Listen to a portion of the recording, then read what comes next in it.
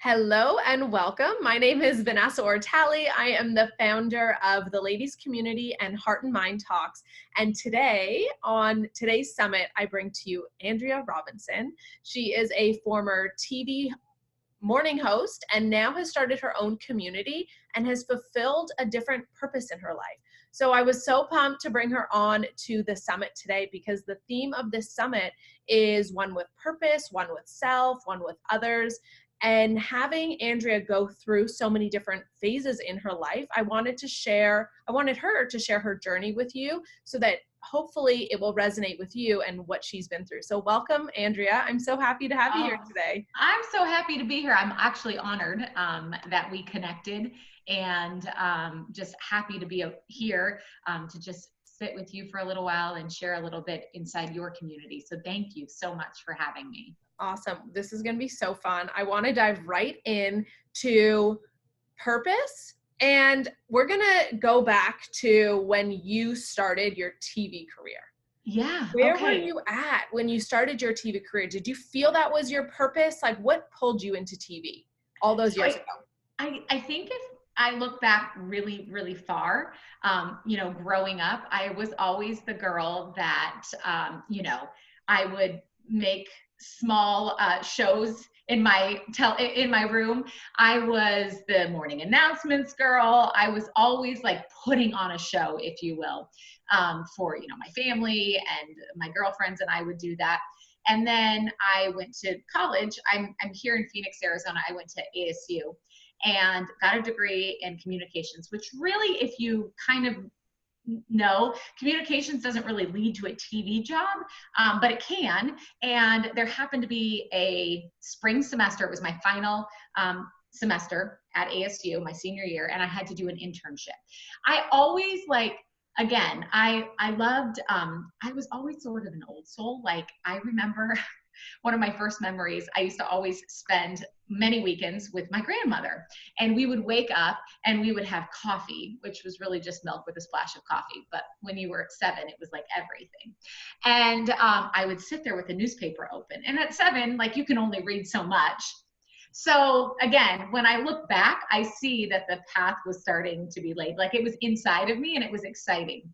And clearly, I love to talk, and I'm definitely an extrovert, and I love people. So it was one of those things, I think, that was always inside of me. I just never really knew what the course would look like. So I went and I did this spring semester internship at a local television station here in Phoenix, Arizona. And it was as unglamorous as you would maybe expect, or maybe you would expect it to be glamorous, but it was not. And I remember there were several people that worked there that were like, this will never turn into anything. Like, it just doesn't happen like that. And often with TV news people, you start in a very small market and then you kind of jump back up. And there was an opening for a traffic reporter. Again, not glamorous. So don't all think this is like amazing, because it's not. And I had lived here my whole life, and I did not know north, south, east, or west. Like, no. But it came and it opened up, and I thought, if I don't try, I didn't want to think what would happen if I fast forward 20 years and think, yeah, remember that was an opportunity that I didn't take? So I took it. I had an audition. And I don't really love fake it till you make it, but I absolutely owned fake it till you make it, because I did not know what the heck I was doing. And I got this job, and I was making $10 an hour. And before that, in college, I was working at a bank making $10 an hour. So it was not, this big paycheck, and it was 3 hours a day. So it wasn't even full time. And so that was in 2004. I started just in that very small role. And I basically went in and I just did everything I could and said yes to every opportunity within those walls. And that at the time, I wasn't even really working for the TV station. They hired me, but it was sort of like a subcontracting kind of thing. And then that evolved into a full-time position as a feature reporter. And then that slowly continued to evolve into the position that I held for many, many years before I left, which was, the co-host of the morning show there and in Phoenix. So I never left and went to a smaller market, but I feel like I did just the same thing I would have done in a small market. I just did it here, and I took small steps kind of every day, which became every year and then turned into 14 years. Yeah, I think there's so many things that you can take from that story that I want to highlight. Number Yeah. one is you followed what you did naturally. And so often when people are thinking, I don't know how to find my purpose, think about when you were a kid. What did you love to do? I love to plan events and talk, similar to you. I saw a lot of similarities in your story, and I know we'll be good friends because of that. But looking at what do you do naturally, I love how you then just tried. You just tried and you didn't really care what was going to happen and what the outcome was going to be. You just executed and tried. And you also, it sounds like you didn't think any job was below you. It sounds like you just did what you needed to do in order to get the job done. And I see nowadays so many people are thinking, well, that's not my purpose, so I'm not going to do it. But there's so many things that it sounds like you did in that journey to bring you to where you were. You didn't just start with the morning show. No, and I think that is, I still sometimes get, am guilty of feeling this way, like, oh, they're so far ahead of me, right? And, maybe it's this new chapter, whatever space that I'm in. And I think, but I was not this girl on TV on one of the top rated morning shows with, really everything going well. I did not start as her. I started literally reporting traffic for this television station in a closet. Like there was a broom and there was a vacuum behind me, and I had to have a full-time job on top of it. It's just, I think our mind, especially when we're younger, we feel okay doing those jobs that are, I guess you would say, below, or less glamorous. And as we get older, especially when we make a shift, we're like, well, we can't do that. Like I'm this old, like I shouldn't have to do that job. But I remind myself of my own story all the time. Like I was that girl. And when I was in TV and we'd have interns come in and they would, you'd ask them, what do you want to do? You want to be a news anchor, which I think it's amazing. Like shoot for here, right? Put that big goal up here, but you can't walk into a place and be like, I want to be you. You could, and you will, but you aren't going to be this today or tomorrow or even in a year, perhaps. Like it might take longer, and that's okay. It's getting to the point where you're just like, okay with taking the steps and using that sort of to get to the next place. Yeah, I always say if you're not there yet, it means you need to learn something. You're still learning what you need to know to be that person and to get there. Yes, exactly. Right? Exactly. And I think, like you said, also, like we sometimes, I think, forget the things that we love to do or how we're wired and how, God made us. Like he didn't make everybody with a passion for talking. He didn't make everybody people, if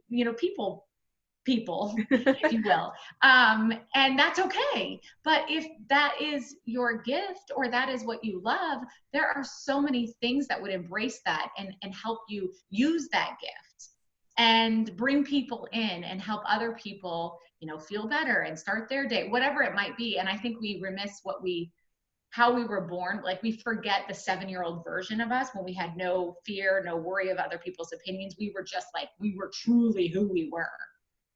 Yeah. And so if you're listening to this, think about what are your unique gifts and write them out. What are you good at? What do people come to you for naturally?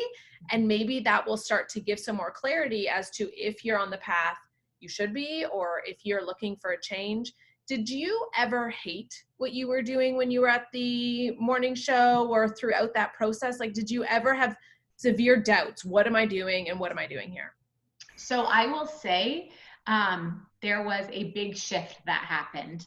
Like I said, when I first took the role and took the opportunity of just starting out as a traffic reporter, I remember sitting with who's my husband now, but we were just dating at a restaurant here in Tempe, Arizona, when I was presented with that offer and that opportunity.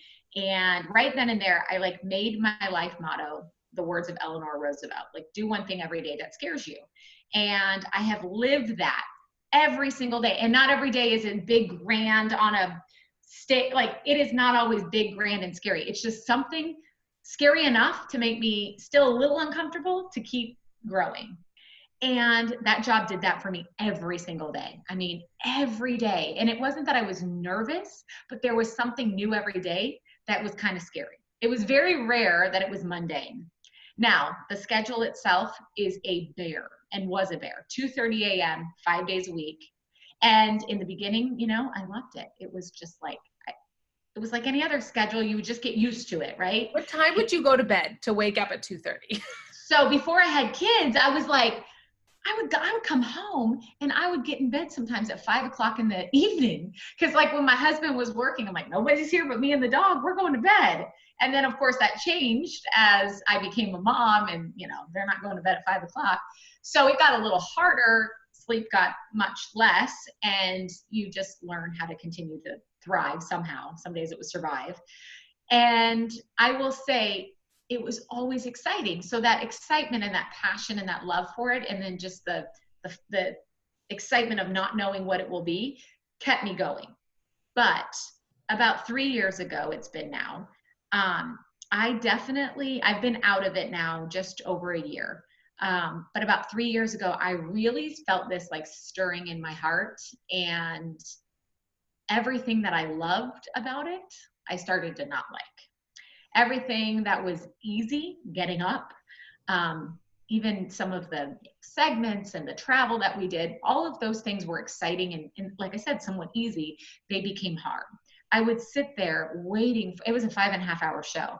And sometimes I was just going through the motions and really not present, but like faking it enough to like pass it off to the viewer that I was there with them. Yeah. But I was wishing for time to hurry up so I could get out of there, hurry up the day. I wanted 12 o'clock to strike that clock so I could leave and get home sooner to my kids. Like, I had this crazy, immense fear of just like missing out on everything with my kids. And it was hard. And I kept thinking, like, I'm so grateful for this opportunity. Like, this is such a blessing. It is, in some people's eyes, like a dream career to be in one of the top, you know, biggest markets in all of the country. Why would I ever think that this is not good? And so that's really the start of a journey that got me to where I was when I left. And I was called it the hardest work I've ever done, and I'm still doing it. And it's heart work, like really figuring out, what am I doing? Can I do this forever? Am I supposed to feel like this? I remember praying like, God, am I supposed to be this exhausted every day and this tired, this worried about not having enough time with my kids? Like, if that's how it's supposed to be, I don't know if I want to do that. I don't know if I can live this out any longer. Bring us back to that time. How long did that last for? You started having these feelings when you were working, and then what? How long did it last? When did you start doing this heart work to know that it was time to move on? I think that really that was a good solid year. And when I say year, it was a year of work and a year of like prayer, because I did not know what I was supposed to do. Because up to that point, every door just kept opening. And I was like, oh, there's a door open. I'll just walk through it. That's another opportunity. And honestly, it felt like every door was closed. And I didn't know how to take that. Like, I didn't even know what that meant. If every door is closed, am I supposed to stay here? And I should back up a little bit, because I will say that my husband and I, in 2011, at that point, we had lived our life not financially responsible. We were deep in debt, like $52,000 in debt. And we had a really breaking moment as a couple with a young baby. And we were like, we can't live like this anymore. And it wasn't until May of 2011 that we decided we had to radically change our life. So in 2011, we went on this like mission, hard and fast mission to pay down our debt. And we did it in 7 months. Wow. And that day changed our life, because we lived well below our means. From then, we still do today, like drastically different. So I have to say, for this year of really working on myself and where I needed to go in my life, and like where was my next place, Was the chapter supposed to stay open? Was I supposed to close it and start a new one? I didn't know. But I knew making that decision was going to be a little bit easier because we weren't tied to a paycheck, which is a place I always want to say, like, everybody really, if you can get in a place where you're confident with your finances and you are not stuck in a place you don't love anymore, or a job that maybe you don't, that's just not fueling your fire. Like, we can't all just quit tomorrow, right? Because we have necessities, we have needs, we have kids. Like, we can't be that irresponsible. But if you can become responsible in a way where, okay, maybe you change your lifestyle even a little bit more, but it's doable. Oh my gosh, the clarity that emerges of like, okay, we could be okay if I didn't do this. And so you think the money kind of clouded your vision of where you were going? Well, I think that I didn't know in 2011 that I would ever get to a point in 2018 where I felt like I didn't want to do this anymore. But I do know my husband, in his mind, was like, I don't know how long me, as his wife, could sustain that sort of schedule. That was more his worry, because he saw just how tired I was. And so he just really, for my health in general, and also for the just financial health of our family for the long haul, we knew if we kept doing what we were doing then, I mean, gosh, I can't even imagine what our life would look like today if we didn't take that step and get very responsible and got on a plan and really continued to consistently do that and create habits that are so long lasting, and they're just a part of us now. But so that made, I think, when I finally got to the decision, I didn't get to the decision to leave though, until I really started to take a little deeper dive into like, what was it that was shifting inside of me. And at the time, early on in the start of this journey, a friend of mine, dear friend of mine, gifted me a guided journal. Well, I had never really journaled before, and she gifted it to me, and I was just kind of like, oh, you're so sweet, that's nice, but I get up at 2:30, like, that's not gonna happen. And I didn't use it for several months. But there was a day I remember coming home, a very specific day, and it was like when everything hit me, and I was just exhausted. I hadn't picked the kids up from school, and I'm just like, how am I going to keep doing this? Like, I am wishing for Friday on Monday. I cry on Sundays going to bed. I don't want to worry about every square inch of how I look. I can't keep chasing perfection in every aspect of my life and making it look like I am super mom or I have it all perfectly put together, because it's exhausting. And anytime somebody would say, oh my gosh, how do you do it all? Secretly inside, I'm just like, oh my gosh, if you even knew, like, I am losing my, you know what, some days. And I'm making it look like this. And I am feeding off of like your affirmations and your opinions, the favorable ones were keeping me going, like, okay, thank you. That's like a sign what I'm doing is right. But what I was chasing was so wrong for me. And it's not that it's wrong for others, it was just not right for me. And so when I really started working, after that day, I remember I was just like, just done. The next morning I woke up and I thought, I got to do something different. Like, the job can't change right now because I was under a contract, but I need to feel better because I don't feel good at all. Like, mentally don't feel good. Yeah. So I picked up that journal and I opened it up, and there was like lots of questions, but there were 3 that stuck out to me, and they were the most simple questions too. It was like, what are you grateful for? Well, I never ever paused long enough to even like look around and feel, wow, I have healthy, wonderful kids. I have a husband that absolutely picks up the slack when I can't. He works just as hard, like all these things. That was a little easier to answer. And then the second question was, what are you going to do to make today awesome? And I'm like, today, it's Groundhog's Day every day. I do the same damn thing every day. How is today going to be awesome? And the last question, like, just waterworks. Like, I had already glued my eyelashes on, so it was going to be a hot mess kind of a day. And it was so simple, but it was like, what do you love about yourself? And I couldn't answer it. Like, because everything in my head, I kept saying, oh, well, once I get to this point, then I'll be happy. Or I'm not a good enough mom because I missed that thing at school. Or my husband is needing me and I can't be there because I've got this going. You know, it was always everything. I wore the weight of everyone and everything and everybody's opinions. And I tried to please all the people. And in the process, I was like, didn't even know who I was. And it was hard. Yeah. So I think that was a real shift. I really consistently practiced this piece of my morning routine, even on work days when it was 2:30 and I was like half asleep.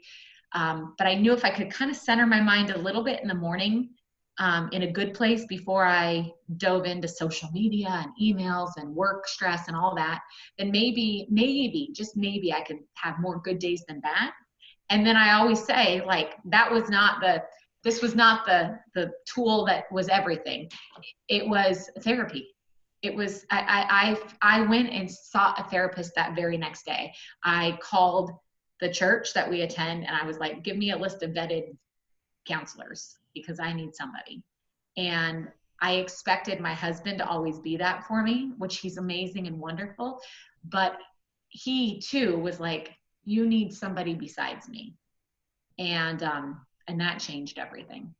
Yeah, I love what you're saying because I talk about this all the time within our community is that we're always looking for the job or relationship or the external stuff. Yeah. When really, once we can start to turn inwards, the answers are always inside. And it's that start, even if it's just the start. It's so true. Yeah. It's so true. Yeah. And I think sometimes, it's getting to a place of like, it's hard sometimes to trust yourself, especially when you're feeling this prompting to change. And I'm very routine oriented and change is very hard for me, right? Like it is, especially when you're good at what you're doing, right? Like, what should I rock the boat? And I kept questioning, maybe it's just me. That's why I'm not loving things anymore. Maybe. And as I continued to do the work, I was shifting and changing, and the problems, I don't say that they were problems, but the things that were not as great that, at work that I wished were, or that used to not be, they were still there. So it wasn't them. It wasn't work. It was me. It always was me. And I mean, don't you think like as you grow and you sort of dig inside for those answers, like you get this gift of self-awareness. And if you can open it up and use it, whoa. Yeah.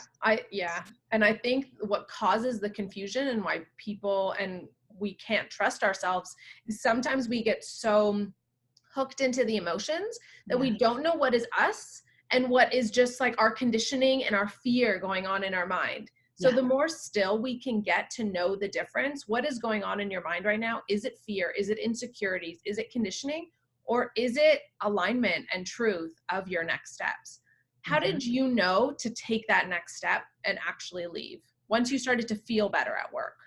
Well, I will say that I started to feel better.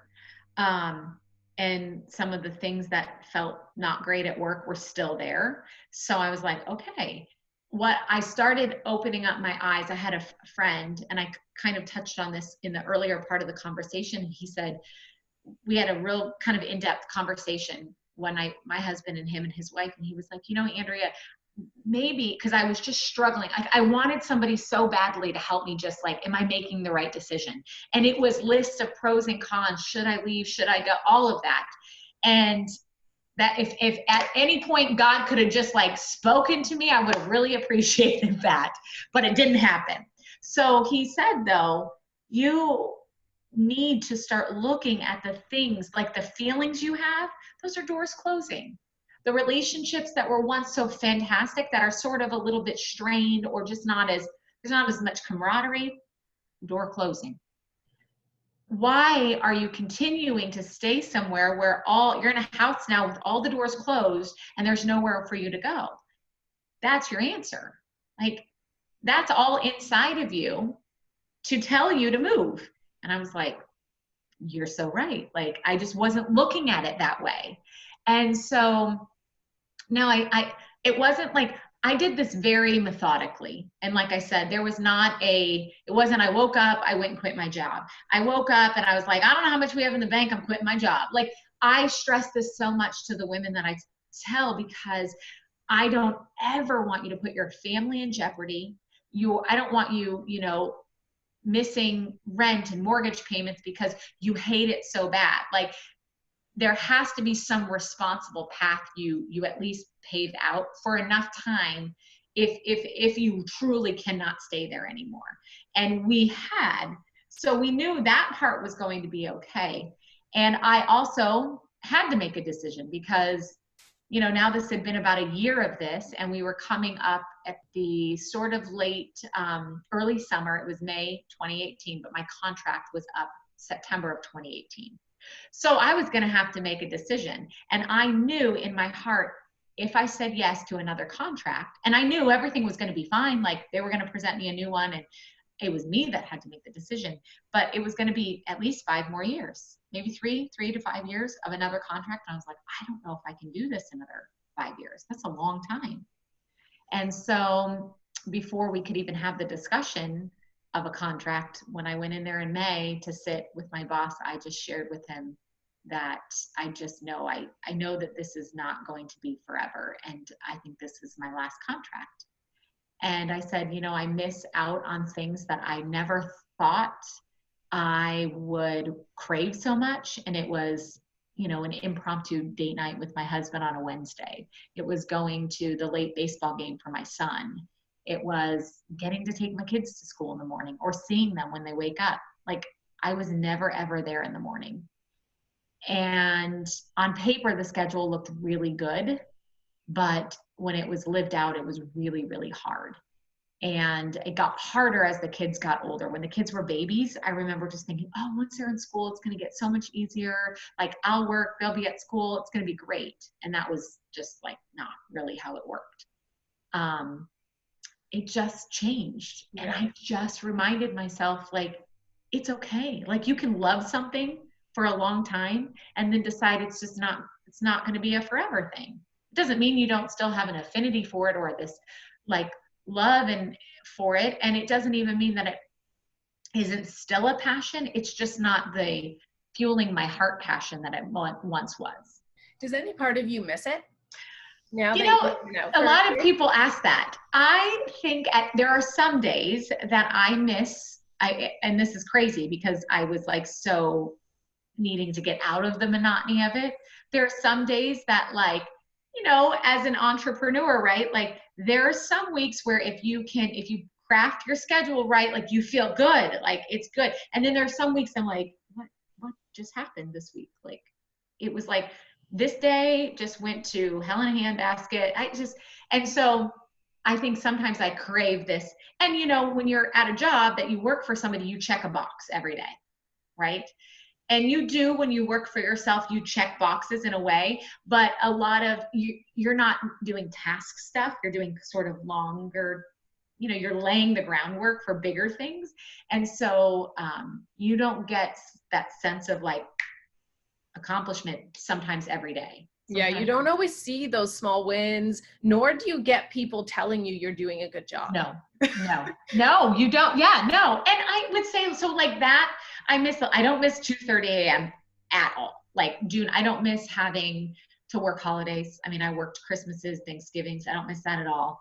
I miss, of course, the people, right? I did have wonderful coworkers.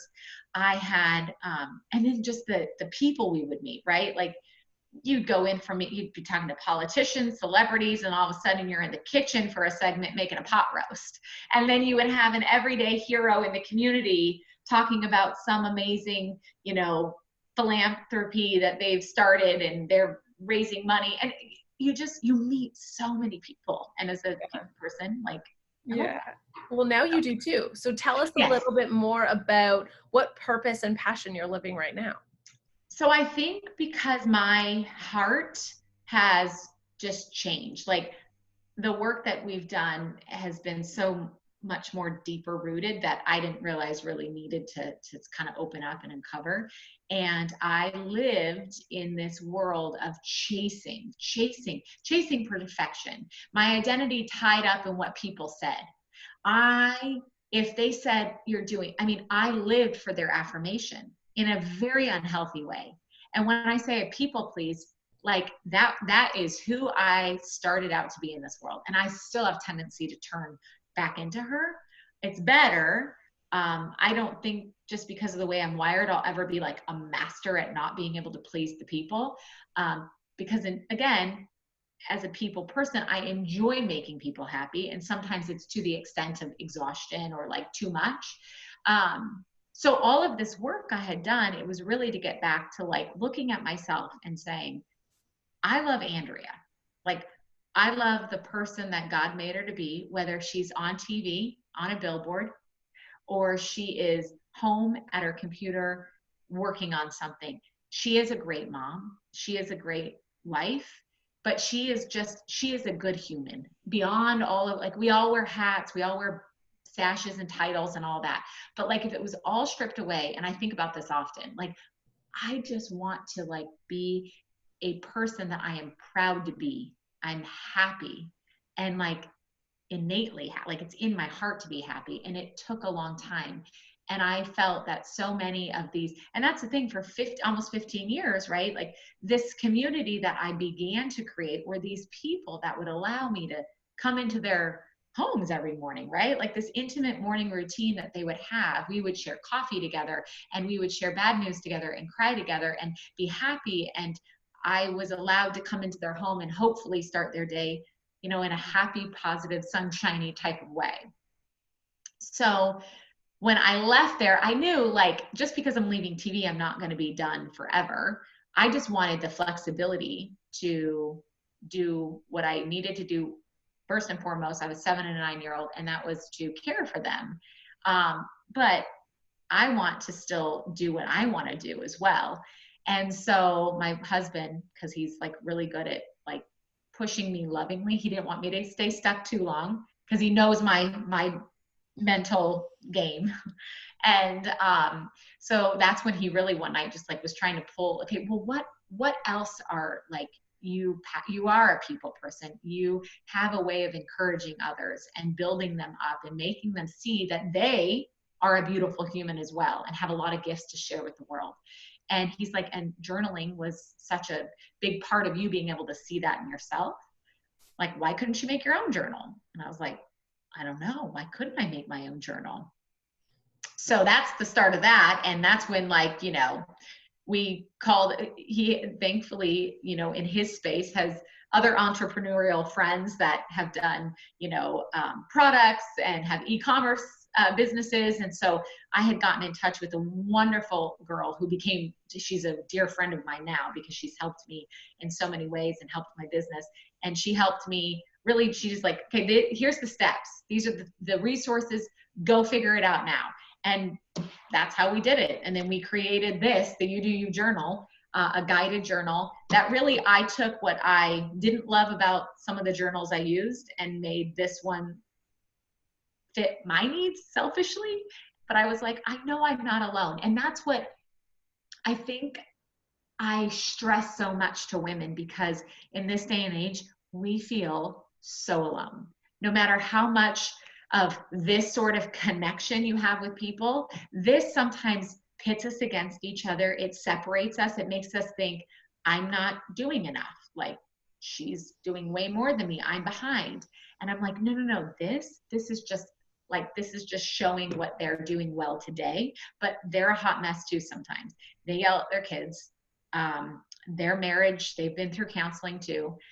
All of these things that nobody talks about. So we think that we're so walking this journey alone, and we're not. And so that's why I knew this was a great tool. I knew this would help people because it helped me, but I knew it had to be more than just this. It had to be a community of women that wanted to walk together in whatever goal their journey had, or wherever their trauma had put them, like whatever it had been. I knew that love, encouragement, and support had to be a foundation, because I knew we would grow together, and women will grow together if they're seen, if they're heard, if they are believed in, because sometimes we just don't believe in ourselves, right? Like, so we need somebody else to come up alongside and help us on those days. And that's like, I mean, that lights me up today. It lights me up. And so what else do you do for community? So if anyone's in the Arizona area, Yeah. they can come out to events, and how can they take part in your community, either locally or internationally? Yeah, so we, in fact, just last night, every month we have a local meetup, and that was an idea back in March. So we launched this last January of 2019. And in March, I was like, there has to be more to this. We have to meet these people face to face, there has to be more. And so we had this idea that we were going to do a meetup at a coffee shop. And I was like, well, this could really suck bad. Like, one person could show up, my husband, that could be the only one. And then like, we're having a coffee date and that's it. Well, 80 women showed up that night. Mm-hmm. And it was so wonderful. And that right there was like, okay, that is the reason we're going to do this, because there's a need, and this might help fulfill that need. And what's happened since then, last night we did our 11th meetup. So every week or every month we go to a different place around, outside of Phoenix, the Valley area, find a coffee shop or a space, really just whoever will let us in. And we have anywhere from like 50 to 80 women that show up, and it is a safe place for women to be seen and heard. And the conversation, I remember last March, I was like, oh, it has to be perfectly crafted. I have to have like a lesson. We have to talk. And oh, that went out the window. It's the space that women need to truly be themselves without feeling judged, without feeling alone. And the conversation every month is totally dictated by the hearts of the women that are there that night. And you just can't plan that. So it's always loving and welcoming. Everybody is welcome to come. And I mean, we wouldn't have still been doing this now a year later if they weren't working. And so we do those monthly events. And then right now we're working on starting our first, hopefully in the next couple of months, our first out-of-state meetup, which will be something new. I really have no idea how it's going to perfectly turn out or look. I'm going to be very honest. But we have grown this community so far outside of Phoenix that they need it as well. And my goal is that, these meetups start happening in other communities where there's like, pods of women that are a part of our bigger community that almost are, I want them to find the courage and bravery and their own version of do one thing every day that scares you, where they can go out and cultivate that. Within the big group, just in Phoenix, we have these little subgroups that are popping up, and they're doing, a meetup once a month in their area. One woman starting a women's study. She has strange women she's never met before. She's opening up her home. They come in and they have a Bible study. Like, how is this happening? And so it just, again, reaffirms that, like, women need women. Yeah. We need each other. Totally. It doesn't matter where you were in friendship before or how other women treated you at once. We're not all the same. Like, we're not. I'm going to choose to believe we're actually a lot better than maybe a past experience. Yes. Yeah, 100%. And I love everything that you're saying, because it resonates so much with me and the ladies community. And I can't wait to collaborate with you. I know. I'm so excited. Fun. But I'm so excited. Yeah. I love your story and how vulnerable you are and how you are open to talk about the hard things, right? Money, sex, relationships. These are all things that we as women need to talk about so we don't feel alone. Yeah. And I love that you're able to create that space for women. And if you're a woman and you're listening, check out her journal. Men can use your journal too, right? Yeah. Okay. Yeah. I mean, check out her journal. You probably don't want to come be a part of the community because it's very, but, or if you are a guy out there and you have a beautiful wife or partner or someone, and I mean, it's a great gift, Yeah. And, or think about, if you are of the opposite sex, think about what you can do to cultivate community within your circle and bring some of these principles into your life and see how you can be of service and touch others. But I love your story and what you're doing for women right now. I can't wait to see how you continue to grow this and go check out. So how can people find you and pick up their own journal? Sure. So if you can shop our store for journal and all the other things at shop.andrearobinsontv.com. And then the site and the blog is just andrearobinsontv.com. And because you guys are so fabulous, if you shop the store, you buy a journal or any other fun stuff in there, TLC 10, all capital letters, 10. Use that at checkout for a discount on your purchases. Perfect. Thank you so much for doing that. Thank you for Yeah. being here and for being you and tuning in. Thank you for putting in the work to tune in to who you are and what was right for you so that you could be of service to so many other people and lead others through their journey. Well, Because I we all need appreciate people like you because you are paving the way for so many other women to really come into their own and find that, like I always say, find that inner confidence that was in us when we were 7. Like we all have it again, but we need women like you and all the other. I mean, there's so many out there that can do it. We just have to do it, right? Yeah. So if you have it in your heart, if you have something stirring around in there, just dive in, pick up a journal, ask yourself the easy and tough questions to see what your next step is, and just follow your heart, do the heart work. And the universe and God is supporting you on your journey to whatever you're meant to do in this earth. So thank you for listening. Thank you for watching. Andrea, thank you again. And we will chat with you soon on another episode and another amazing interview, and woman or man. So we'll chat with you soon. Bye. Bye.